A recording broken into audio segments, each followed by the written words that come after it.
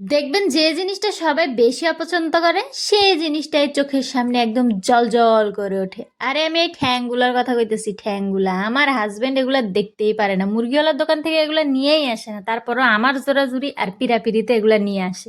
যেহেতু আমি খাই, আমার বাচ্চাদেরকেও আমি এটা খাওয়ানো শিখেছি, বলছি তোমার বাপের মতো হও না, আমার মতো হও, আমার মতো হও, সবকিছুর টেস্ট নিতে শিখো, কোনটা কেমন স্বাদ কোনটা কেমন লাগে। তো মাশাল্লাহ আমার পোলাপানের এত পছন্দ পা আমি এখন খাইতে পাই না। মুরগির মাংসটা বাচ্চা কাচ্চা একটু বেশি পছন্দ করে, তাই আমি আবার এত ঝালখোর তো ওদেরকে আবার তুল্লা ছেড়ে আবার ধুইয়া দিতে হয়, তাছাড়া আবার খেতে পারে না।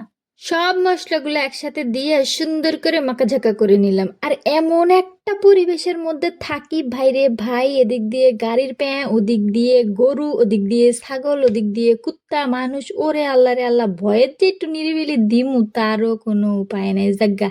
সময় আর পরিস্থিতির সাথে যে মানিয়ে নিতে পারে সেই তো আসল জ্ঞানী লোক, তাই না বলেন? আমিও পরিস্থিতির সাথে মানিয়ে নিচ্ছি, হইলো না হয় একটু প্যাঁ পুঁ গ্যাঁ গুঁ শব্দ, তাতে সমস্যা কি? একটা ভিডিওর পিছনে যে কত গল্প কত কাহিনী থাকে তা যদি মানুষ জানতো আর দেখতো, তাইলে ওই যে বলে না, সিনেমার শুটিং দেখলে আর কেউ সিনেমা দেখবার চায় না, তো সেই রকম অবস্থা।